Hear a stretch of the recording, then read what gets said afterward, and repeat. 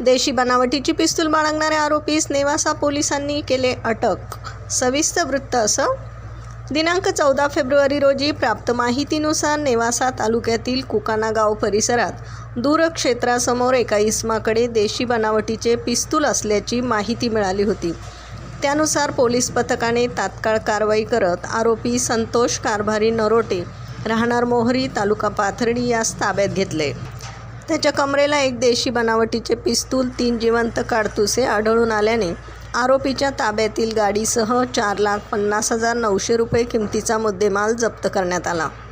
आरोपी विरुद्ध नेवासा पोलीस स्टेशनला गुन्हा रजिस्टर नंबर 111 नुसार गुन्हा दाखल करण्यात आला आहे। सदरची कारवाई पोलीस अधीक्षक सोमनाथ घारगे, अप्पर पोलीस अधीक्षक सोमनाथ वाकचौरे, वैभव कलुबर्मे, नीरज राजगुरू यांच्या मार्गदर्शनाखाली महेश पाटील, अमोल पवार, अहिरे, शहाजी आंधळे, अमोल डमाळे आदींसह पथकाने केली आहे। प्रतिनिधीसह महाराष्ट्र जनता न्यूज, अहिल्यानगर।